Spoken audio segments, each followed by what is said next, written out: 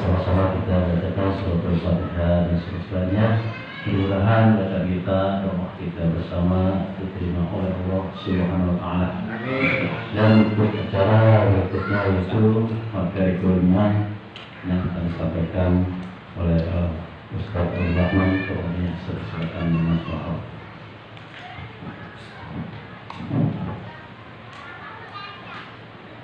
Bismillahirrahmanirrahim. Assalamualaikum warahmatullahi wabarakatuh. Waalaikumsalam warahmatullahi wabarakatuh. Alhamdulillah nahmaduhu wa nusalli ala nabiyil karim, amma ba'd. Sesungguhnya segala puja dan puji itu hanyalah milik Allah saja, dan selawat terus kepada baginda tercinta Rasul sallallahu alaihi wasallam. Malam ini kita lanjutkan Safinatul Najah, Faslun al-amwalul lati talzamu fiha zakatu sittatun anwa'i. Harta benda yang wajib disakati itu ada 6. Sittatu anwa'i. Yang kita bahas pada malam hari ini adalah zakat mal. Kalau yang selama ini yang sudah tidak asing di telinga kita dan setiap tahun pasti kita lakukan adalah zakat fitrah yang kita lakukan setiap bulan suci Ramadan. Yang ini semuanya wajib. Harta benda yang wajib disakati yang pertama an-na'am, hewan ternak. Kalau kita membahas hewan ternak ini adalah hewan ternak yang dilepas bebas. Kenapa di Indonesia itu jarang kita mendengarkan ada orang kaya peternak tapi tidak membayar zakatnya? Karena kebanyakan mayoritas sekarang orang kalau punya sapi, contoh sapinya itu dibikinkan kandang, makanannya rumputnya pun dibeli, kemudian orang yang ngasih makannya pun disewa. Jadi pengeluarannya banyak. Tapi kalau orang zaman dulu mereka punya domba yang banyak, kambing yang banyak, dia punya tanah yang berhektar-hektar, itu kambing domba makan dengan sendirinya. Kalau Ustadz Yani belum bayar zakat, baru 2 ekor. Insyaallah, semoga bisa berkembang. Harus cari solusi tapi mati-mati semua. Hewan ternak di Indonesia, hewan ternak itu sapi dan kambing. Kalau bahas onta kita nggak ada yang pelihara onta. Sapi, ketika kita punya sapi, ini hitung-hitungannya ini ribet. Makanya saya bikin catatan kecil tadi. Ketika kita punya sapi 30 ekor sampai 39 ekor, maka kita harus mengeluarkan zakatnya 1 ekor sapi yang umurnya sudah 1 tahun. Dan ketika kita punya sapi umur 40 sampai 59 ekor, maka kita harus mengeluarkan zakatnya 1 ekor sapi yang berumur 2 tahun. Dan begitu terus berkelipatannya 60 sampai dan seterusnya. Kemudian kambing, siapa yang memiliki kambing 40 sampai 120 ekor, maka dia harus mengeluarkan zakat 1 ekor yang sudah berumur 2 tahun. 1 ekor kambing yang sudah berumur 2 tahun. Kemudian yang punya 121 sampai 200 ekor kambing, dia harus mengeluarkan zakatnya 2 ekor. 2 ekor kambing, kemudian 301 sampai 404 ekor kambing, dan begitu seterusnya. Yang punya 401 sampai 500, 5 ekor kambing, dan terus berkelipatan. Yang di sini punya ternak siapa? Ternak ikan, Roni. Kalau ternak ikan itu, kalau kita baca di dalam Mustalah Hadis, banyak ikhtilaf sebetulnya, tapi mayoritas ulama peternakan di air itu tidak ada zakat malnya. Kemudian yang kedua, wanakdani. Wanakdani ini emas dan perak. Lagi-lagi kalau kita baca syarah dari Safinatul Najah ini, Kalau tadi hewan ternak itu yang dilepas bebas, hanya pembatas saja. Kalau emas dan perak ini harta yang kita simpan, bukan emas yang dijadikan perhiasan. Kita bahas dulu emas yang harus dikeluarkan zakatnya. Ada haul, ada nisab. Waktunya sudah kita miliki, kita simpan selama 1 tahun, dan ukuran emas itu 85 gram. Begitupun perak, 1 tahun kemudian 595 gram. Dan lagi-lagi hias, kalau kita punya istri, tapi nggak mungkin 85 gram itu dipakai setiap hari. Pasti dipakai cuma pas ada acara sekali sebulan. Berarti ini tidak dihitung sebagai perhiasan, harta investasi simpanan kita, maka kita harus keluarkan zakatnya. Berapa zakatnya? Minimal emas kita punya 85 gram, sudah sampai 1 tahun, maka kita harus keluarkan zakatnya 2,5%. Saya cek hari ini tadi di Antam, itu emas hari ini mahal, 939.000 1 gramnya. Kali biasanya 500 ya. Kali 85 gram itu sekitar 80 juta. Benar ya? Ya, sekitar 80 juta. Jadi kalau Bapak, ini pun hitungan kalau Bapak punya tabungan uang di bank atau di rumah. Ini kan orang kaya semua nih. Masya Allah. Amin aja dulu. Mudah-mudahan Allah kasih kita rezeki.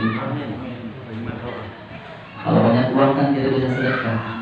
Makanya sahabat itu iri, ya Rasulullah, itu sahabat kaya, dia bisa mendapatkan amal dengan sedekah. Saya nggak punya harta, nggak bisa sedekah ya Rasulullah. Rasul kasih amalan, tidak bisa ngalahin orang yang kaya. Lagi-lagi yang kaya nggak bermanfaat, lomba-lomba. Amalan orang miskin diamalin juga. Berlomba-lomba bersoal sahabat, insyaallah. Kalau kita punya uang tadi berapa? 80 juta. 1 tahun udah kita simpan, maka kita harus keluarkan 2,5%. 2,5% 80 juta berapa? Kalau 100 juta kecil, 100 juta itu hanya 2,5 juta kalau nggak salah ya. Matematikanya saya kurang, banyak dulu di sini. 2,5 juta kecil. Kalau punya uang 200 juta, 2,5%-nya hanya 5 juta.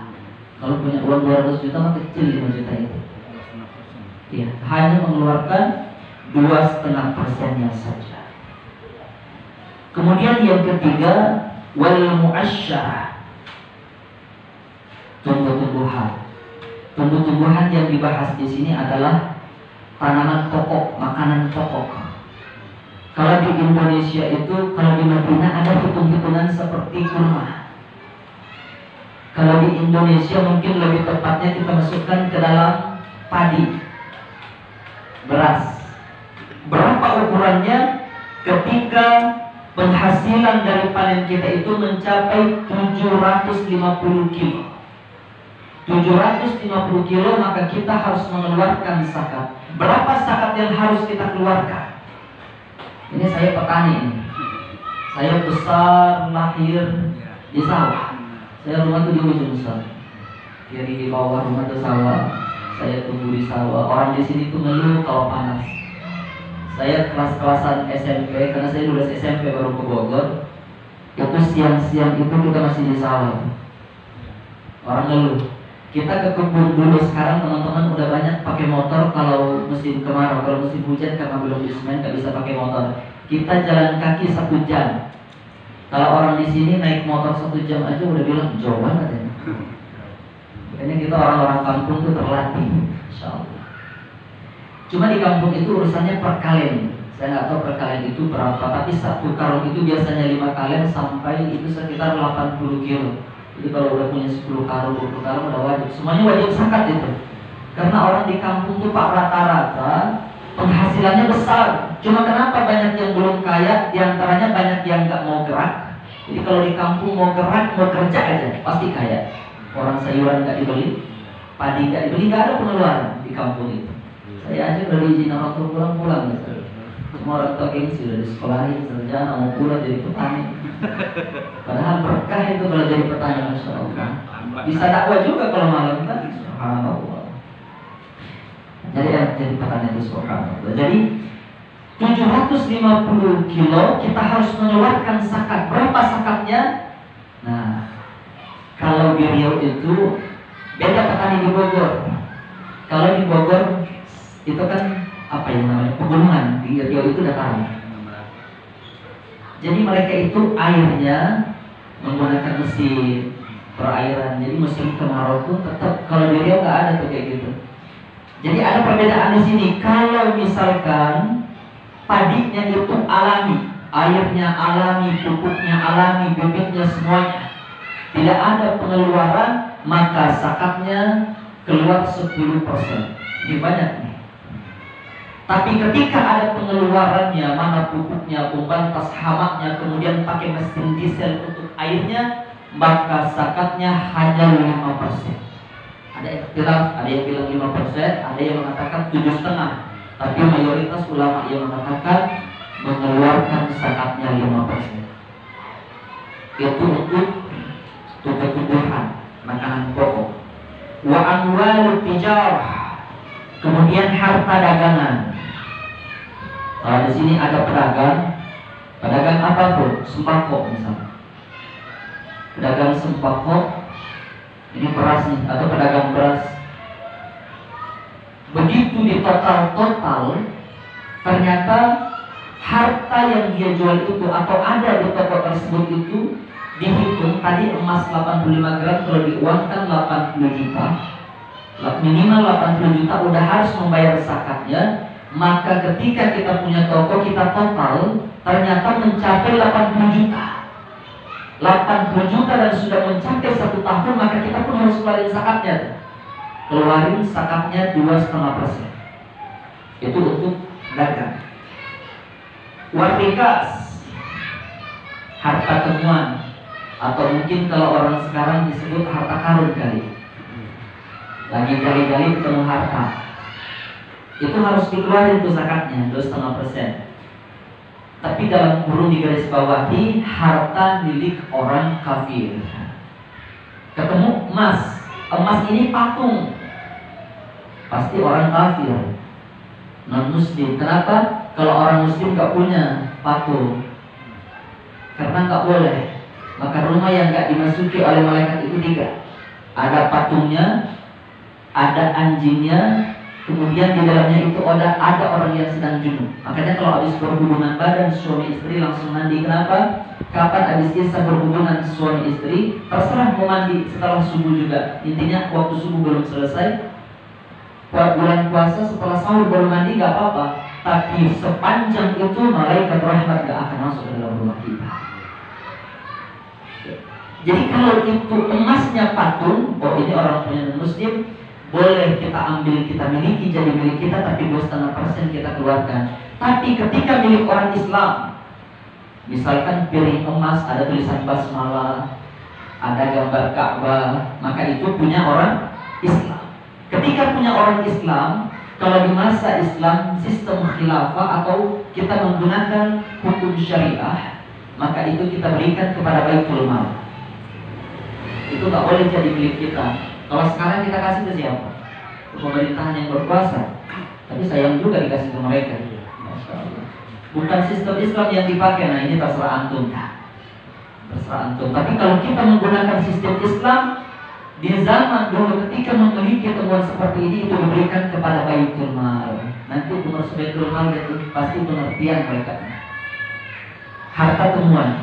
Kemudian yang terakhir, yang keenam, wal ma'di, hasil tambahan. Kalau teman Syekh kan nggak datang, makanya emas nih kalau belum ada. Kalau di Lumiang itu kan banyak pak orang-orang tuh tambang emas. Tambang emas, perak itu harus dikeluarkan zakatnya 2,5%. Tidak ada ukuran. Berapapun hasil yang dia dapatkan, dari hasil yang dia dapatkan itu berapapun, keluarkan 2,5%. Saya dulu KKN itu di Lumiang, Kecamatan Nanggung, Kampung Ciketut Tonggo.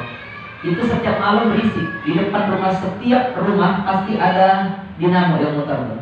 Saya nggak tahu di mana prosesnya, itu batu-batu dipukul, kemudian nanti akan diolah ada emasnya. Itu orang William kerjanya begitu. Apalagi di PT Antam, oh yang pusatnya dah. Masya Allah. Jadi penghasilan dari yang kita dapatkan atau daerah-daerah lain, konon kabarnya di daerah lain itu di pinggir pantai. Di pinggir pantai atau di kali itu bisa di ayat-ayat ada emasnya. Nah, berapapun yang dia dapatkan dari itu semua nanti dikeluarkan 2,5% zakatnya. Ini zakat mal dan ini wajib untuk kita keluarkan. Jadi yang kita miliki harta itu ada haknya orang-orang miskin. Siapa yang berhak menerima zakat di sampingnya itu nggak ada. Saya tambahin catatan kecil. Orang fakir. Orang fakir itu berhak mendapatkan. Siapa orang fakir? Orang fakir itu nggak punya rumah buat makan aja bingung. Itu orang fakir. Kalau orang miskin ada rumahnya cuma buat makan bingung. Kerjaan ada cuma dari penghasilannya itu belum tentu nih cukup apa kagak, bahkan kurang. Itu orang miskin. Amil itu orang yang ngurusin zakat.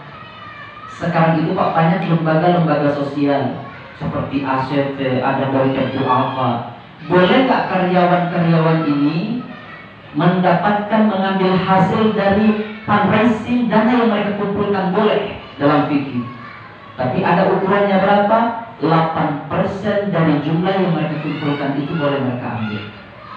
Itu ambil. Mu'allaf, orang yang baru masuk Islam, miskin, butuh pantauan, butuh perhatian ulur tangan kita. Kalau kaya mah gak usah. Orang kaya triliunan mereka suruh ngapain? Ghamirah, orang banyak utang nih. Ini banyak utang, Masya Allah, gampang utang sekarang Pak, online. Istri saya aja gak pernah keluar rumah. Saya lihat handphonenya banyak tagihan. Masya Allah. Saya tanya, ini tagihan siapa? Ini bantu teman dia minta tolong. Masya Allah. Ini sekarang ini repot nih Pak, bantu orang kita yang diteror. Dahsyat. Ustaz Romi juga ngalamin kemarin. Orang ngambil motor, masalah yang ditagih siapa? Ustaz Romi padahal dia nggak tahu apa-apa. Makanya bantu orang sekarang tuh bingung. Jangankan cuma teman, saudara aja bisa jadi musuh sama Allah. Makanya sekarang saya naik motor malam, mungkin dia butuh bantuan, di stopping kita, udah buka seret lagi. Bang boleh nebeng nggak Bang? Dibantuin nggak Pak? Nggak dibantuin, kenapa? Banyak pengalaman begal. Padahal kita nggak tahu dia jahat apa nggak, mungkin dia benar-benar butuh bantuan. Cuma ini dia sini oknum-oknum ribet juga, mempersulit kita, udah kita bantuin susah. Jangankan yang begitu Pak, ada tetangga kita yang minjem sama kita, udah kita tagih-tagih galakkan dia. Banyak yang begitu Insya Allah. Kemudian sabilillah. Ini banyak perdebatan nih. Pertanyaan sekarang, boleh nggak Ustadz menerima zakat mal? Ini beda urusan zakat fitrah. Kalau zakat fitrah itu ulama membahasnya panjang Pak, karena dia jadi muazin, imam, ngurusin sholat, ngisi taklim, itu beda. Tapi kalau sabili di sini itu Ustadz nggak boleh menerima zakat mal. Fisabilillah di sini dalam konteks zakat mal itu benar-benar orang yang mau berjihad di jalan Allah Subhanahu wa taala, orang yang perang. Fisabilillah, orang dakwah fisabilillah, pesantren fisabilillah, tapi tak berhak menerima zakat mal. Banyak ustadz yang kaya gara-gara ini nih. Jamaahnya kaya-kaya, dibilang zakat mal boleh ke saya. Bayar puluhan juta, Masya Allah. Kemudian Ibnu Sabil ini musafir yang kehabisan bekal di jalan, benar-benar butuh bantuan dari kita, makanya harus kita bantu. Pertanyaan sekarang, kalau Ustadz mau menerima zakat mal, atau boleh gak kita bayar zakat mal sama keluarga, sama anak bayar zakat ke bapaknya, boleh tidak? Boleh. Tapi bukan hubungan anak sama bapak, bukan hubungan Ustadz atau bukannya. Urusan di sini masuk dalam kategori miskin. Kita punya bapak kita miskin, kita mau ngeluarin zakat, boleh kita keluarkan zakat ke bapak kita. Dahulukan keluarga dekat kita, baru ke orang lain. Kita bapak kaya nih, kita nih Ustaz Romi kaya, misalnya triliunan uangnya. Ngeluarin zakatnya setiap tahun 100 juta. Saking banyaknya. Anaknya punya cowok, misalnya nggak ada anaknya cowok. Kasih contoh. Anaknya cowok udah nikah, miskin, nggak punya penghasilan, nggak punya kerjaan. Boleh dong ngeluarin zakatnya, tapi ingat syaratnya Pak. Tidak di bawah naungannya. Kalau anak kita ini masih satu rumah sama kita, yang ngasih makan kita, nggak boleh kita keluarin zakat sama kita. Tapi kalau dia udah nikah, udah misah, cari uang sendiri miskin, kita boleh keluarin zakat kita kepadanya. Kita punya ibu tinggal di rumah kita, dia miskin, kan kita yang ngasih dia makan. Jangan keluarin zakat ke dia, cari yang lain. Kecuali kita sudah bisa rumah dari orang tua kita miskin, boleh kita keluarin zakatnya. Begitupun ustaz, ada ustaz kaya, punya penghasilan, jadwal dakwah banyak, gak usah dikasih zakat. Kecuali kita tahu nih ustaz miskin, ngajar-ngaji anak banyak, cuma kagak ada yang bayar, kan kampung begitu. Ngajar anak 30 kagak ada yang satu pengertian. Bahkan terkadang kita ngajarin anak, orang tuanya aja kita gak pernah kenal Pak. Sampai dia lulus tuh, banyak teman yang curhat begitu Sob. Teman-teman saya ngajar tahfiz, qiraat, bahkan Masya Allah, dia bilang kita gak kenal nih orang tuanya nih, padahal anaknya udah pintar.